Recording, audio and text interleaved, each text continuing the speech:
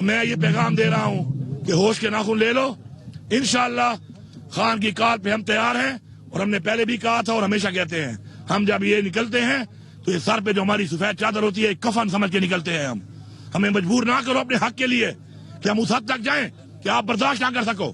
ہمارے لیڈر کے ضرب کی وجہ سے، صبر کی وجہ سے، سوچ کی وجہ سے آپ لوگ آج ان ایوانوں میں بیٹھے ہو، ورنہ آپ کا وہ حال کرتے کہ آپ کی نسلیں یاد کرتی اور پاکستان کا آئین توڑنے کی کوئی جرات بھی نہ کرتا. ایک تو عمران خان نے کہا کہ رک جاؤ، ہم رک گئے، تو بھی تیار ہیں. ملک میں آئین کی پاسداری، قانون پہ عمل درآمد حکومتوں کی، اداروں کی، عدالتوں کی ذمہ داری ہے. اپنی ذمہ داری پوری کریں. عمران خان نے اپنا ضرب ثابت کیا، بار بار ثابت کیا کہ وہ اپنی قوم کی سوچتا ہے، پاکستان کی سوچتا ہے، اپنی نہیں سوچتا. ایک دفعہ پھر سے ثابت کیا. میں واضح پیغام دے رہا ہوں.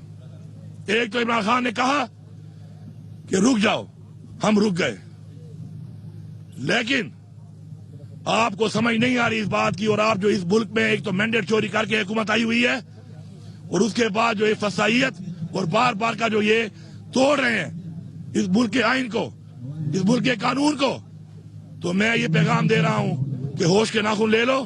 انشاءاللہ خان کی کال پہ ہم تیار ہیں، اور ہم نے پہلے بھی کہا تھا اور ہمیشہ کہتے ہیں، ہم جب یہ نکلتے ہیں تو یہ سر پہ جو ہماری سفید چادر ہوتی ہے ایک کفن سمجھ کے نکلتے ہیں. ہمیں مجبور نہ کرو اپنے حق کے لیے کہ ہم اس حد تک جائیں کہ آپ برداشت نہ کر سکو. ہمارے لیڈر کے ضرب کی وجہ سے، صبر کی وجہ سے، سوچ کی وجہ سے آپ لوگ آج ان ایوانوں میں بیٹھے ہو، ورنہ آپ کا وہ حال کرتے کہ آپ کی نسلیں یاد کرتی اور پاکستان کا آئین توڑنے کی کوئی جرات بھی نہ کرتا. شکریہ.